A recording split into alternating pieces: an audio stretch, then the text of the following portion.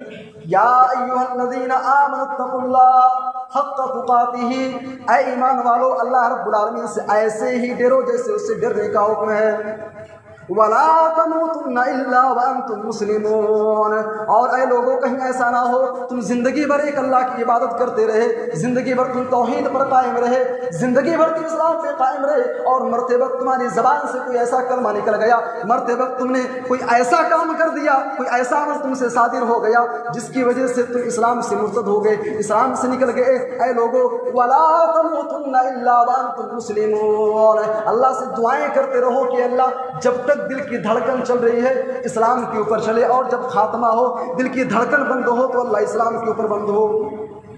मेरे भाई और दोस्तों, मरते दम आदम यौमल क़ियामत मिन इंदि रब्बी हत्ता युसअल अन खम्सिन, ऐ लोगों क़यामत के दिन इंसान अल्लाह के सामने से अपने कदम को हिला नहीं पाएगा, अल्लाह के सामने से इंसान अपना कदम भी नहीं हटा पाएगा जब तक कि वो 5 सवालात के जवाब न दे दे, जब तक 5 सवालों का जवाब न दे दे अल्लाह के सामने से इंसान हिल नहीं पाएगा। अन उम्रिही फीमा फना, अल्लाह पूछेगा मेरे बंदे मैंने तुझे जिंदगी अता की थी, तूने अपनी जिंदगी को कहाँ पे गुजारा? तुझे 60 साल की 70 साल की जिंदगी मिली, तेरे गांव के अंदर तेरे इलाके के अंदर 30 साल की उम्र में कोरोना से इंसान का इंतकाल हो गया, फलां शख्स 40 साल की उम्र में इंतकाल कर गया। ऐ मेरे बंदे मैंने तुझे 70 साल की 80 साल की जिंदगी दी, तूने अपनी जिंदगी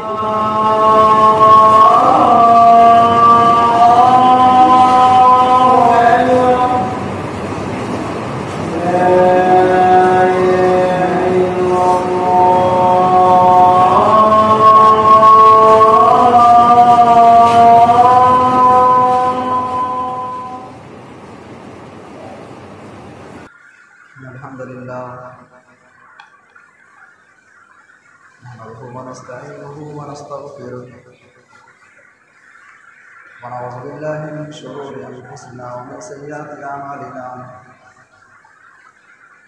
मन यहदिहिल्लाहु फला मुज़िल्ल लहु व मन युज़लिल फला हादिय लहु, व अशहदु अन ला इलाहा इल्लल्लाहु वहदहु ला शरीका लहु व अशहदु अन्न मुहम्मदन अब्दुहु व रसूलुहु।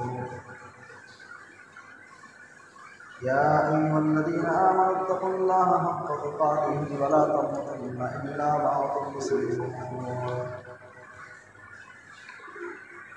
या अय्युहन्नासु इत्तक़ू रब्बकुम अल्लज़ी ख़लक़कुम मिन नफ्सिन वाहिदा व ख़लक़ मिन्हा ज़ौजहा व बत्थ मिन्हुमा रिजालन कसीरन व निसाअ वत्तक़ुल्लाहा अल्लज़ी तसाअलूना बिही वल अर्हाम इन्नल्लाहा काना अलैकुम रक़ीबा।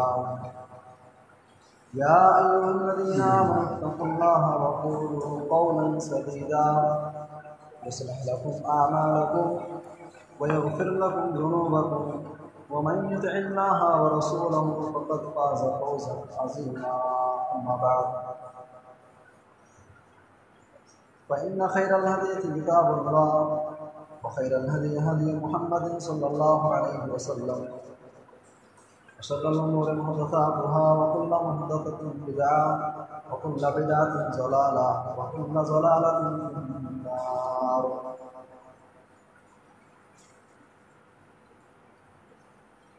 फ़अऊज़ु बिल्लाहि अस्समीइल अलीम मिनश शैतानिर रजीम। बिस्मिल्लाहिर रहमानिर रहीम। रुब्बमा यवद्दुल्लज़ीना कफ़रू लौ कानू मुस्लिमीन ज़रहुम यअकुलू व यतमत्तऊ व युल्हिहिमुल अमल फसौफ़ यअलमून।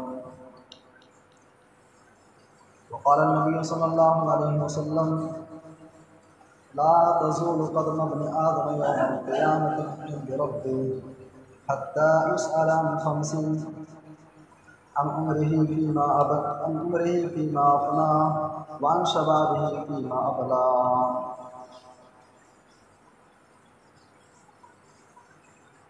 कभी ऐ नौजवान मुस्लिम तदब्बुर भी किया तूने,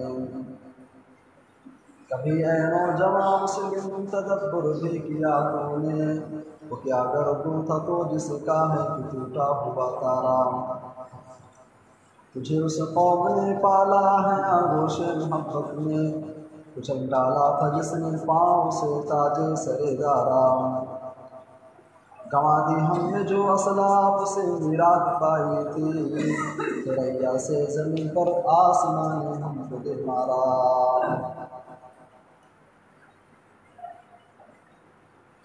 इज्जत माब हाजिर जुमा, दीनी मिली भाइयों, बुजुर्गों, नौजवान साथियों, आवाज़ सुन पर्दा नशीं माँ और बहनों,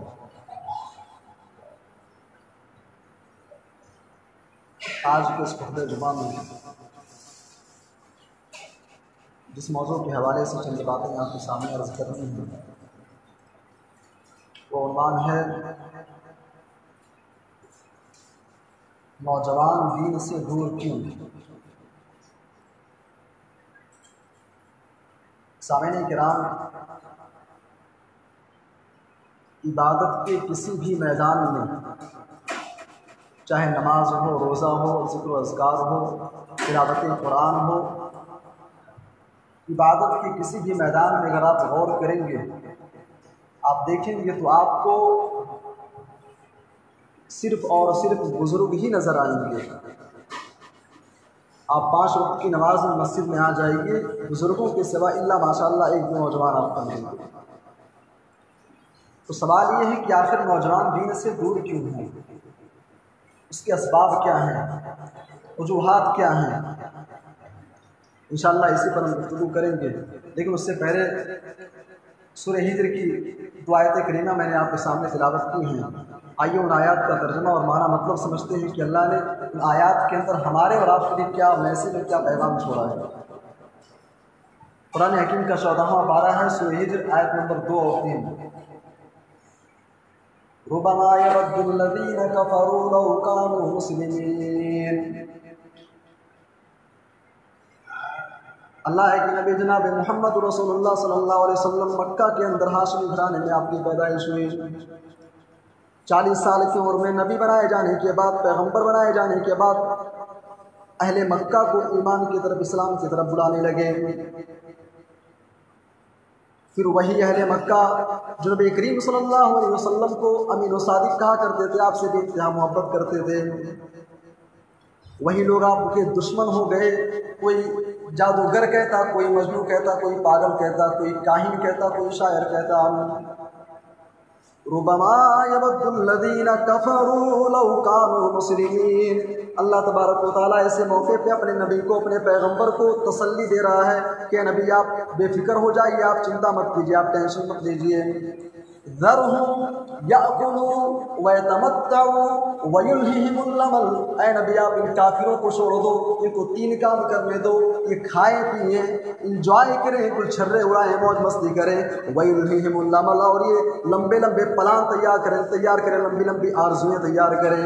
फसौफ यअलमून, एक दिन ऐसा आने वाला है, क़यामत का दिन, काफिरों को मालूम हो जाएगा कि दुनिया के अंदर इस्लाम की दावत पे लब्बैक ना कह के हमने बहुत बड़ी गलती कर दी। रुबमा यवद्दुल्लज़ीना कफ़रू लौ कानू मुस्लिमीन। ऐ नबी एक दिन ऐसा आने वाला है, क़यामत के दिन ये काफिर चीख चीख करके कहेंगे, लौ कानू मुस्लिमीन, ऐ काश के हम दुनिया के अंदर मुसलमान होते, ऐ काश के हम दुनिया के अंदर साहिब ईमान होते। और यही बात अल्लाह तबारक व तआला सूरह मोहम्मद के आयत नंबर 12 के अंदर फरमा रहा है, वल्लज़ीना कफ़रू यतमत्तऊना व याकुलूना कमा ताकुलुल अनआम।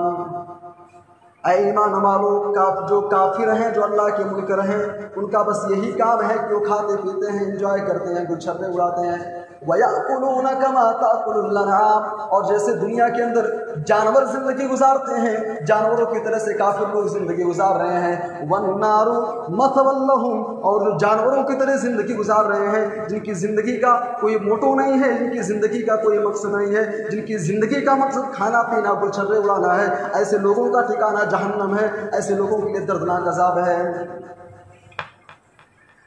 मेरे भाई और दोस्तों, ये 3 आयतें मैंने आपके सामने पढ़ी हैं।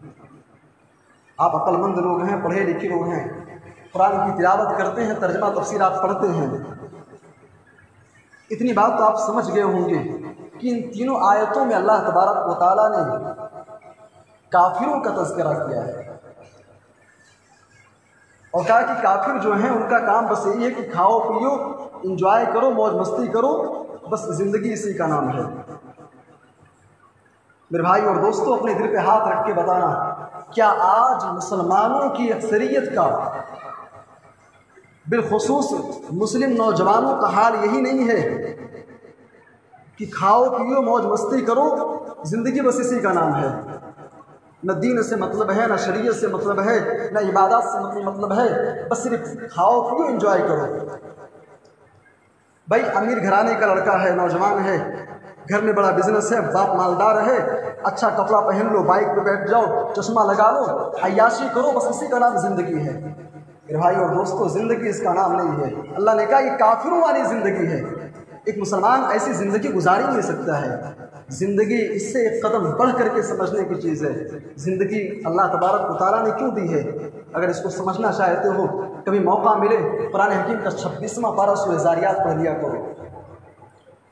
फरमाया वमा खलक़तुल जिन्ना वल इंसा इल्ला लियअबुदून, आए लोगों, हमने दुनिया के अंदर तुमको मौज मस्ती करने के लिए, जानवरों की तरह ज़िंदगी गुजारने के लिए नहीं भेजा है। वमा खलक़तुल जिन्ना वल इंसा इल्ला लियअबुदून, आए लोगों, हमने दुनिया के अंदर तुमको सिर्फ और सिर्फ अपनी इबादत के लिए भेजा है। अब इबादत किसे कहते हैं? भाई जब इबादत का लफ्ज़ बोला जाता है तो हमारे ज़हनो दिमाग में बस मस्जिद का ख्याल आता है, नमाज का ख्याल आता है। मेरे भाइयों, आपका बिजनेस भी इबादत है। आप अपने बीवी के हुकूक अदा कर रहे हो, ये भी इबादत है। अपने बच्चों की सही तरबियत आप कर रहे हो, इसका नाम भी इबादत है। अपने घर को इस्लामी तकाज़े के मुताबिक आप चला रहे हो, इसका नाम भी इबादत है। इसीलिए अल्लामा इमाम इब्न तैमिया रहमहुल्लाह ने इबादत की जो डिफिनेशन की है, इबादत की जो परिभाषा उन्होंने बतलाई है, जो तारीफ़ की है, बड़ी ही जामे है। कहते हैं अल इबादतु इस्मुन लिकुल्लि मा युरज़िल्लाहु बिही, इबादत हर उस काम को कहते हैं, हर ऐसी एक्टिविटी को, हर ऐसे अमल को, हर ऐसे काम को जिससे अल्लाह तबारक व तआला राज़ी हो जाए। मेरे भाई और दोस्तों, तुम दुनिया के अंदर हम अल्लाह तबारक व तआला को राज़ी करने के लिए आए हैं, अल्लाह को खुश करने के लिए आए हैं। आप स्कूल में पढ़ते हैं, कॉलेज में पढ़ते हैं, स्कूल और कॉलेज में आपका एग्ज़ाम होता है, और जो एग्ज़ाम देने वाला रहता है, जो तालिब इल्म होता है, उससे बड़ी टेंशन होती है कि एग्ज़ाम है।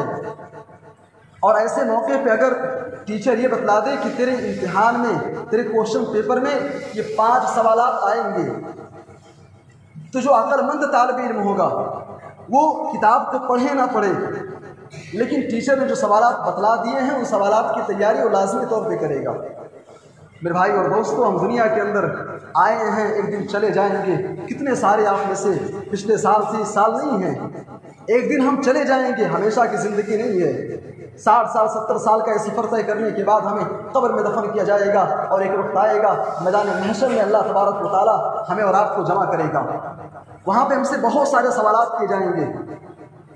उन्हीं में से कुछ सवालात ऐसे हैं, 5 सवालात अल्लाह के नबी सल्लल्लाहु अलैहि वसल्लम ने वो आउट कर दिए हैं।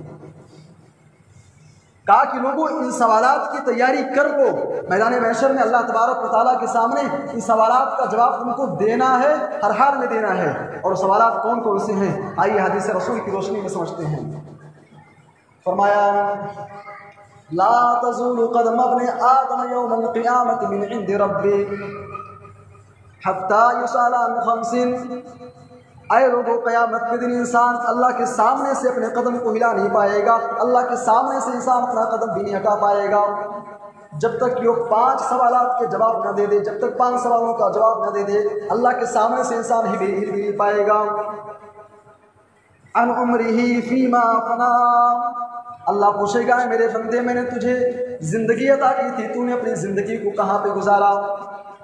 तुझे 60 साल की 70 साल की ज़िंदगी मिली, तेरे गांव के अंदर, तेरे इलाके के अंदर 30 साल की उम्र में कोरोना से इंसान का इंतकाल हो गया, फलां शख्स 40 साल की उम्र में इंतकाल कर गया। ऐ मेरे बंदे, मैंने तुझे 70 साल की 80 साल की ज़िंदगी दी, तूने अपनी ज़िंदगी को कहाँ पे गुजारा?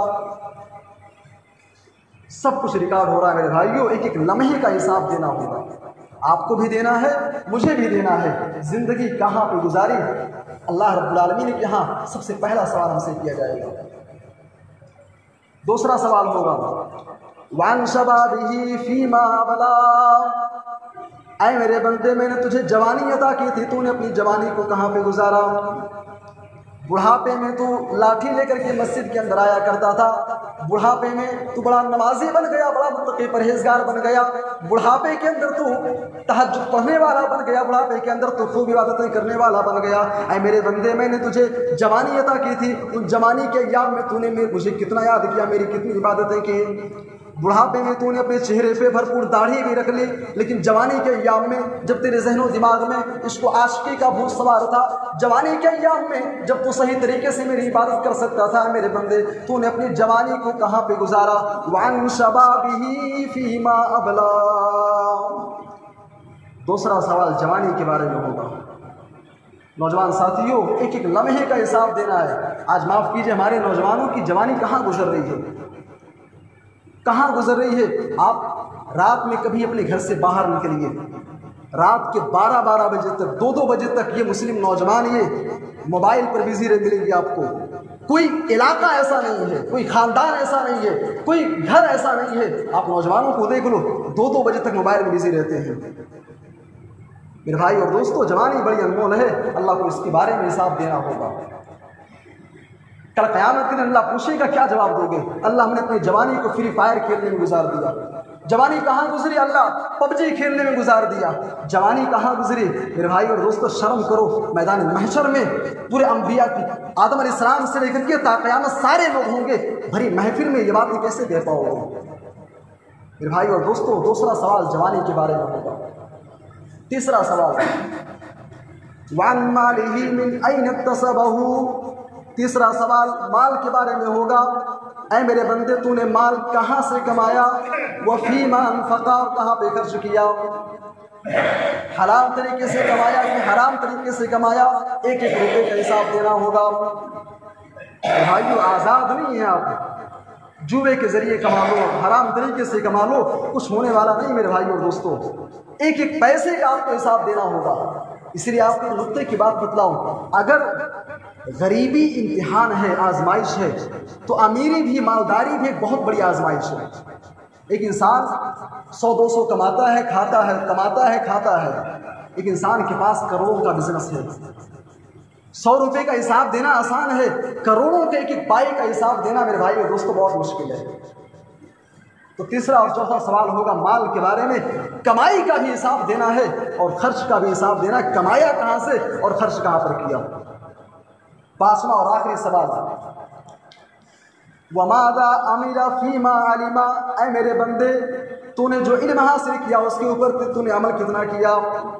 कुरान और हदीस की जो बातें तुझे बतलाई गई उसके मुताबिक तेरा अमल कितना रहा? तुझे दीन की बातें, अल्लाह की बातें, रसूल की बातें तुझे बतलाई गई, कभी मिंबर के ज़रिए तुझे बतलाई गई, कभी जलसों के ज़रिए, कभी तकरीरों के ज़रिए तुझे दीन की बातें बतलाई गई।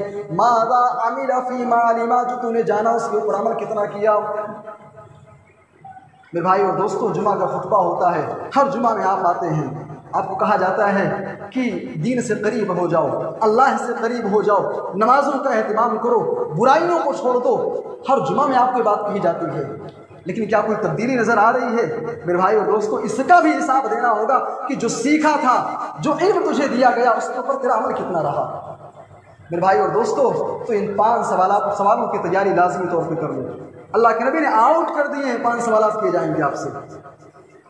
मेरे भाई और दोस्तों, आज हमारे नौजवान, मुस्लिम नौजवान दीन से दूर हैं, दीन से बेजार हैं। असबाब क्या है, वजूहात क्या हैं, आखिर रीज़न क्या है, क्यों दीन से दूर हैं? सामीन किराम, आप बराए के रहने वाले हैं, आप जानते हैं कि मैं जामिया सल्फिया बनारस का तालिब इल्म हूँ। बनारस में एक नुक्ते की बात आपको बतलाऊँ, बनारस में सावन में सोमवार के दिन आप बाहर आपके चलना बहुत ही दुश्वार है। सोमवार के दिन सावन में बनारस में इतनी भीड़ होती है, सड़कों पर इतना रश होता है कि आप रास्ता नहीं पार कर पाएंगे। जानते हैं क्यों? एक पत्थर को तराश करके शर्मगाह बनाई गई है। शर्मगाह का एक प्रतीक है, एक अलामत है। लोग पता नहीं कहां कहां से लाखों रुपए खर्च करके, 1-2 नहीं, 1000 नहीं, लाखों लीटर दूध चढ़ाते हैं। अक्लमंद लोग हैं आप, मैं नाम नहीं लूंगा, किसी धर्म की आस्था जुड़ी हुई है, अकीदा जुड़ा हुआ है। लाखों लीटर दूध एक शर्मगाह के ऊपर चढ़ाए जा रहे हैं। इंसान कर रहा है, एजुकेटेड है, BA MA पास है, भाई डॉक्टर है, इंजीनियर है, एक पढ़ा लिखा इंसान, हाई लेवल की उसकी एजुकेशन है और उसकी सारी उसकी अक्ल आकर के एक शर्मगाह के ऊपर टिकी हुई है। मेरे भाई और दोस्तों, उस मंजर को देखो और अल्लाह का शुक्रिया अदा करो कि अल्लाह ने आपको इस्लाम जैसी दौलत अता की है, ईमान जैसी दौलत अल्लाह ने आपको अता की है। आप दुनिया के अंदर कितना भी कमा लेते, आप करोड़पति अरबपति आप हो जाते, आपके पास अच्छा खासा बिजनेस होता, लेकिन अल्लाह ने अगर आपको ईमान की तौफीक बना दी होती, मेरे भाई और दोस्तों, आपके पास रद्दी के बराबर भी कोई काबिल कबूल ना होता अल्लाह के पास। सामने किराम, इस्लाम, आज हमारे नौजवानों को इस्लाम की अहमियत नहीं मालूम, ईमान की अहमियत नहीं मालूम, इस्लाम की कदर और कीमत हमें नहीं मालूम है। इस्लाम की इतनी बड़ी नेमत है, इतनी बड़ी नेमत है कि अल्लाह तबारक व तआला ने कुरान हकीम के अंदर इसे अपनी सबसे बड़ी नेमत करार दिया है। जो लोग हज को गए हैं और मैदान अरफात उन्होंने देखा होगा। मेरे भाई और दोस्तों, अरफा का मैदान है, अल्लाह के नबी सल्लल्लाहु अलैहि वसल्लम अपनी ऊँटनी कस्बा के ऊपर सवार हैं, 1.25 लाख सहाबे किराम का मजमा है। हजरत जिब्रील अलैहिस्सलाम कुरान की आयत लेकर के नाजिल होते हैं, वो आयत करीमा जिसके ज़रिए अल्लाह तबारक व तआला ने इस्लाम को, दीन को, शरीयत को कंप्लीट कर दिया, इस्लाम को मुकम्मल कर दिया। अल-यौमा अकमलतु लकुम दीनकुम व अतममतु अलैकुम निअमती व रज़ीतु लकुमुल इस्लाम दीना। ऐ लोगों, हमने इस्लाम को, दीन को मुकम्मल कर दिया और अपनी नेमत तुम्हारे ऊपर तमाम कर दी। मेरे भाइयों और दोस्तों, इस्लाम इतनी बड़ी नेमत है, इतनी बड़ी दौलत है कि मरते दम तक हमें और आपको इसकी हिफाजत करनी है। इसलिए अल्लाह के नबी सल्लल्लाहु अलैहि वसल्लम जुमा की खुतबों में, ईदैन की खुतबों में या आम खुतबों में अल्लाह के नबी सल्लल्लाहु अलैहि वसल्लम सूरह आल इमरान की आयत करीमा जरूर पढ़ते हैं। या अय्युहल्लज़ीना आमनुत्तकुल्लाह हक़्क़ तुक़ातिही, ऐ ईमान वालो, अल्लाह रब्बुल आलमीन से ऐसे ही डरो जैसे उससे डरने का हुक्म है। वला तमूतुन्ना इल्ला व अंतुम मुस्लिमून, और ऐ लोगों, कहीं ऐसा ना हो तुम जिंदगी भर एक अल्लाह की इबादत करते रहे, जिंदगी भर तुम तौहीद पर कायम रहे, जिंदगी भर तुम इस्लाम पे कायम रहे और मरते वक्त तुम्हारी ज़बान से कोई ऐसा कलमा निकल गया, मरते वक्त तुमने कोई ऐसा काम कर दिया, कोई ऐसा अमल तुमसे सादिर हो गया जिसकी वजह से तुम इस्लाम से मुर्तद हो गए, इस्लाम से निकल गए। ऐ लोगों, वला तमूतुन्ना इल्ला व अंतुम मुस्लिमून, अल्लाह से दुआएं करते रहो कि अल्लाह जब तक दिल की धड़कन चल रही है इस्लाम के ऊपर चले, और जब खात्मा हो, दिल की धड़कन बंद हो, तो अल्लाह इस्लाम के ऊपर बंद हो। मेरे भाई और दोस्तों, मरते दम तक हमें इसकी हिफाजत करनी है। लेकिन बड़े अफसोस की बात है, आज मुसलमानों को दीन की अहमियत नहीं मालूम है, इसकी कदर व कीमत नहीं मालूम है। और यही सबसे अहम वजह है, सबसे बुनियादी वजह यही है कि आज हमने दीन की अहमियत को भुला दिया, हमें इसकी अहमियत नहीं मालूम है। इस्लाम क्या चीज़ है, इसकी अहमियत जानना चाहते हो, अगर इसकी अहमियत समझता है तो सहाबे किराम की ज़िंदगी का मुताला करो। सहाबे किराम की अपने इस 24 घंटे की इस टाइम में कभी आधा घंटा, 1 घंटा निकाल करके सहाबे किराम की बायोग्राफी को, उनकी सीरत को पढ़ने का एहतमाम करो। मेरे भाई और दोस्तों, मैं कसम खा के कहता हूँ, दावे के साथ कहता हूँ, आपका ईमान ताज़ा हो जाएगा। सहाबा ने इस्लाम की खातिर, दीन की खातिर जानते हो कैसे कुर्बानियाँ दी हैं। अगर इस दीन की अहमियत समझता है तो बिलाल हबशी से पूछ लो, बिलाल हबशी से पूछो, इस्लाम लाने के बाद उनको गर्म रेत पर, अरब की सरजमीन में गर्म रेत पर उनको लिटा करके उमैया इब्न खलफ भारी सीने पर भारी पत्थर रखता और मक्का की गलियों में उनको घसीटा जाता, लेकिन फिर भी उन्होंने ईमान का, इस्लाम का सौदा नहीं किया।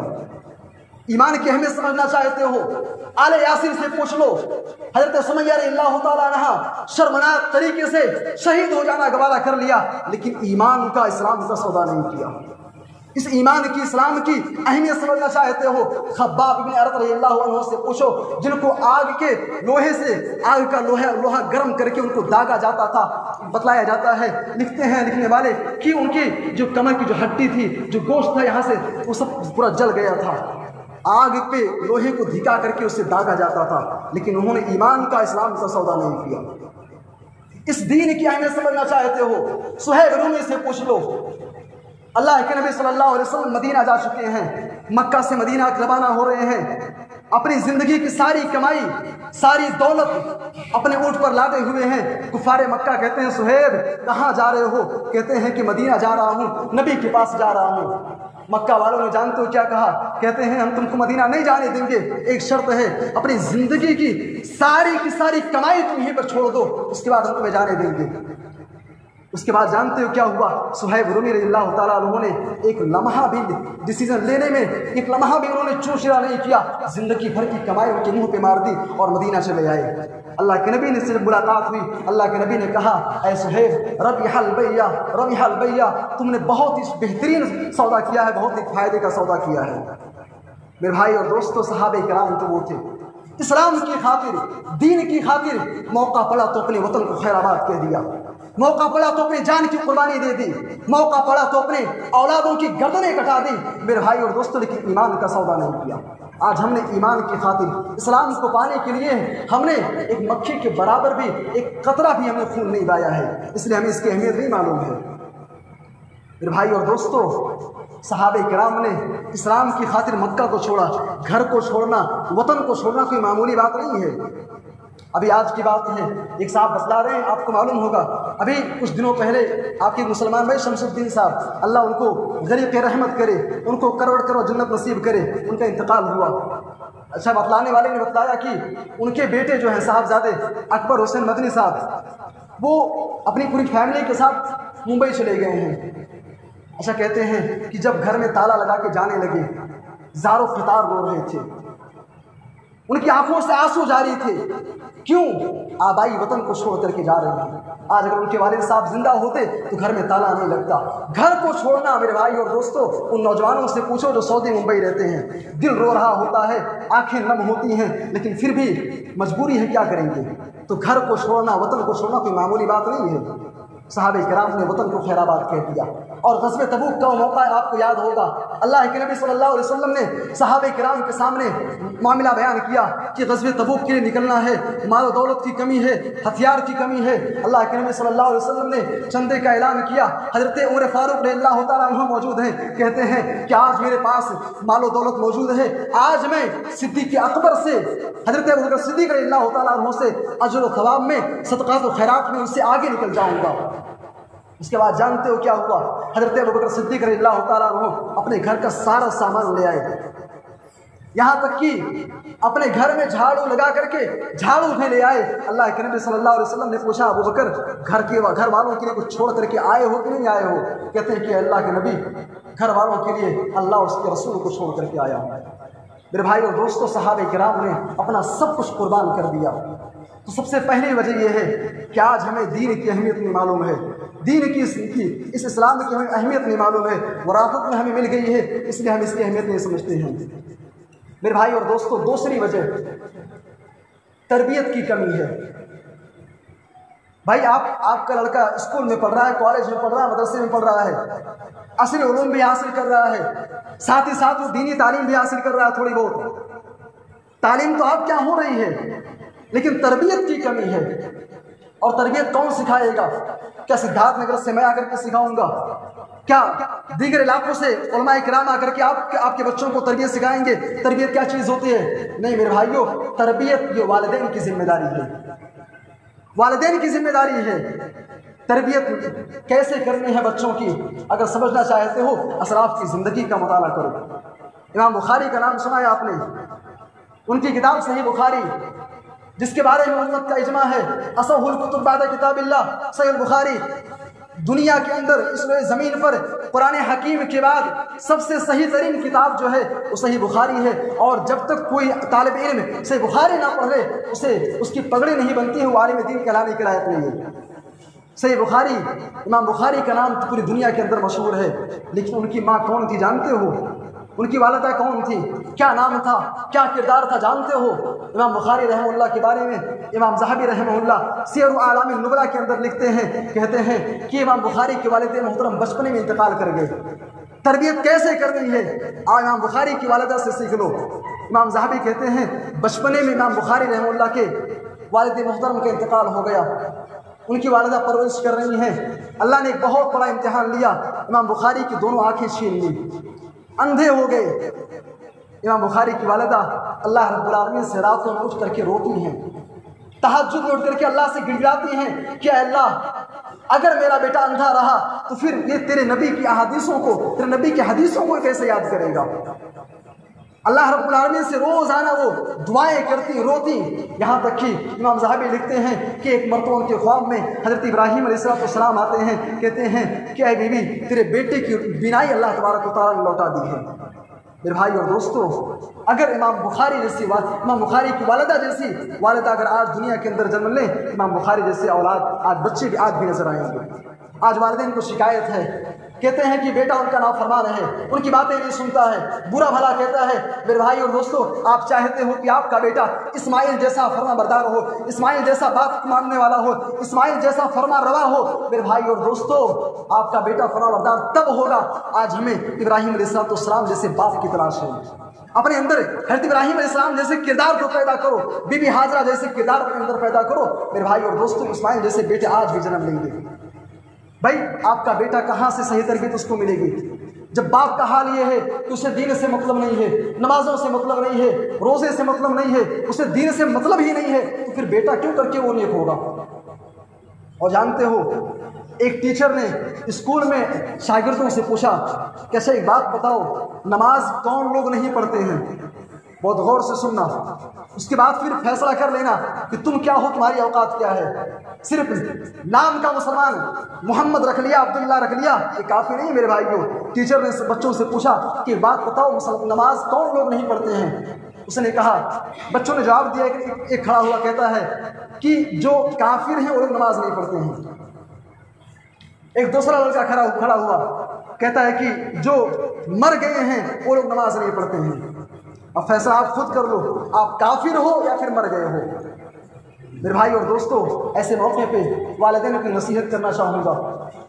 जो बुजुर्ग हजरात हैं, आप माशाल्लाह ज़ोहर, असर, मगरिब, इशा, फजर में भी आप रहते हैं, मैं आपसे कहना चाहता हूँ, आप मस्जिदों के अंदर आते हैं, ये काफ़ी नहीं है, ये कमाल की बात नहीं है। कमाल तो तब होता कि आपका बेटा भी आपके साथ मस्जिद के अंदर आए, क्योंकि कल क़यामत के दिन आपसे भी सवाल किया जाएगा, तुमने नमाजें पढ़ी, तहज्जुद गुजार थे, नेक थे, लेकिन तुम्हारा बेटा घर में सोया रहा, तुमने उसको नमाज की तालीम क्यों नहीं दी।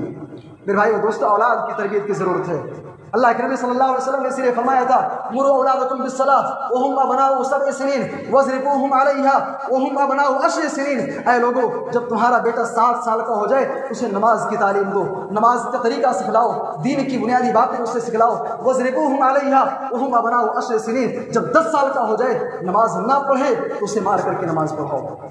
मेरे भाई और दोस्तों, आज तरबियत की कमी है, जिसकी वजह से आज नौजवान दीन से दूर हैं, आने वाली नस्लें दीन से दूर हैं। सामईन किराम, ये चंद बातें थी।